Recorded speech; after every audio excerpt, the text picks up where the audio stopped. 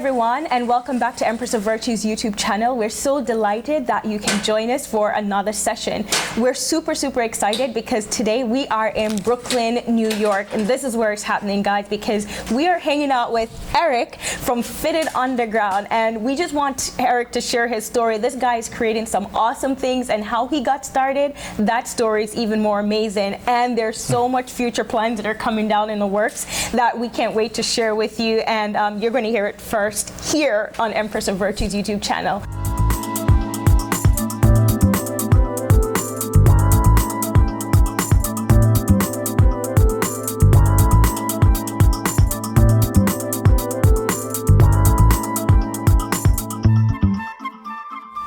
Eric, thank you for allowing us to be in your studio space where you work, where you create.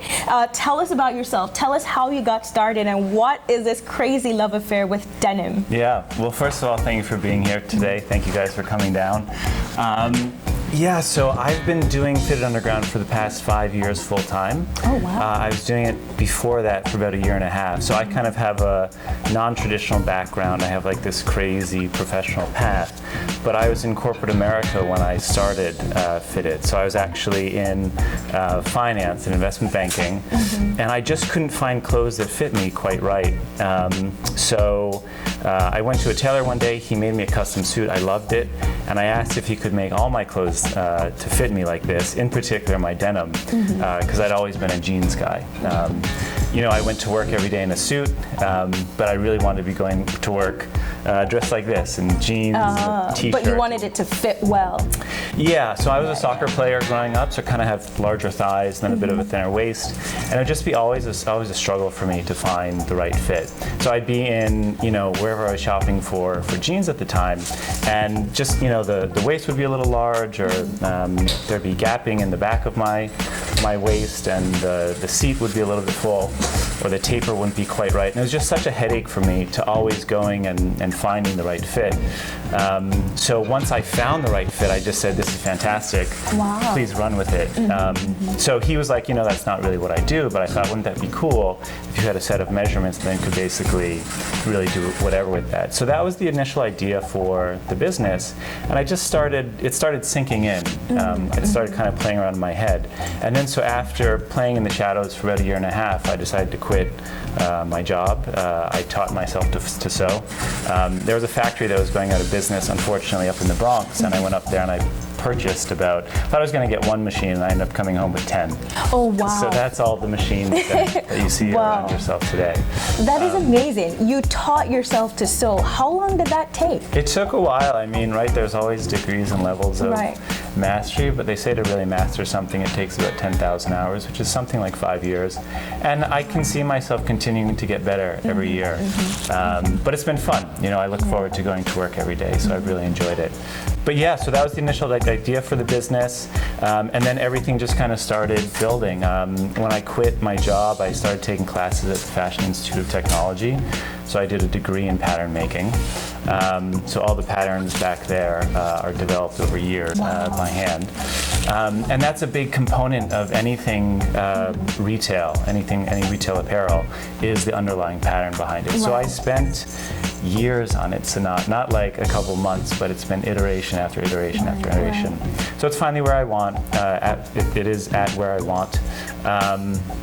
And so after I did the pattern making, then it was about sourcing the right materials and just slowly building the business into what it is today. So you essentially taught yourself from the ground up. I mean, there is no sugarcoating that. You literally started scraping at the bottom. Tell us a little bit more about the different categories of denim you have. I noticed on your website that you have 4 different kinds, and give me 1 second, I have my pretty pink phone here. And I'll tell you the 4 different types. You have Dean, J, Brighton, and Twill. So if a gentleman goes on your website and he's thinking, okay, this dude is awesome, he's making denim that actually fit different body types, how can they decide between the Dean, Brighton, J, and Twill, which one will work better for for them? What's the difference? Right. So maybe we'll start with the easiest one. So twill, that's just a 2x1 weave. Right. Just like a chino type material. So if somebody wants something a little bit dressier for the office, that's a great option. Regarding the Dean, so my first workshop was on Dean Street. That was when I was originally starting out. So at that time, I was utilizing non-selvage denim just to make my initial patterns. So I only have 2 Dean products because I am primarily a selvage guy. But I wanted to have a price point that was a little bit lower for people who wanted something that fit great, but maybe wasn't quite as expensive. So the Dean is fantastic quality denim, but it is non-selvage. The J is that was actually where I met my wife, was on J Street. Nice. So I kind of named it after that. And those are all the selvage products. So there's a much more robust product line with the J offering. So you're talking about salvage, and there's a lot of that going around on the internet right now. Just explain rather quickly what a salvage denim is. Yeah, so selvage comes from the term self-edge. It's a self-finished edge of fabric. So it's really a different process for making denim.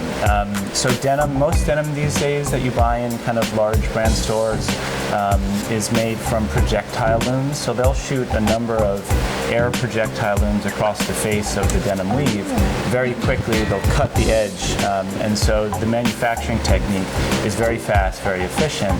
But a lot of people feel that it loses some of that old world charm and some of the character that gets put into the machine, which is made by old shuttle looms. So shuttle loom has a wooden pick. It's a single wooden pick that travels across the face of the machine. Right. And when it gets to the end of the machine, then that pick, which carries the weft thread, comes back across the face of the machine, and so it finishes off that edge. So from the term self-edge, you get selvage, and again, it's a vintage product. Wow. Yeah. Well, thank you for explaining that. Now you have to tell us the last category of the denim that you offer. Yeah, so the final one is the Brighton. Right. And the Brighton is also made with selvage denim, but it is a different style. So basically it's my take on having a fun, original approach to denim. So instead of having pocketing in the front where your hand goes into the denim, it has patch pockets on the front and then welted pockets behind. So it's this really fun, funky, modern take on denim. Wow, you're really mixing it up. We absolutely love this. So, okay, as we're going forward, as you're looking forward to Fitted Underground, yes. What are your hopes and where's Fitted Underground going? Because you have really mastered this area that you're in. At least I think so, and you have offered something to the consumer that really isn't out there. So going forward, what are the hopes? What are the dreams? Right. So I've spent the last 5 years primarily focusing on custom, and it's really been a process of figuring that out. What is the best way for capturing measurements? How can I make the best quality product? Where can I source the best materials from? And at this point, I want to continue that custom. I never really want to get away from that. But I've also been introducing a ready-to-wear line as well. So right now, my clothing is being carried by a few stores here in Brooklyn, by Brooklyn Denim Company in Williamsburg, and then a few boutique shops as well. And the goal in kind of the next 6 months is really to expand that. So I'm finalizing my product line right now. I'll create a line sheet and then I'll take that around to different buyers. But the core idea is finding a way to integrate both ready-to-wear and custom. Because there's so many people who I think the custom would be applicable for, but they're much more comfortable with the idea of a ready-to-wear product. So I want to give them the option to try the ready-to-wear. And what I found in the past that a lot of people will start with ready-to-wear. They'll say, oh great, something I can try on. But then they come to me and say, oh, but can you just tweak this?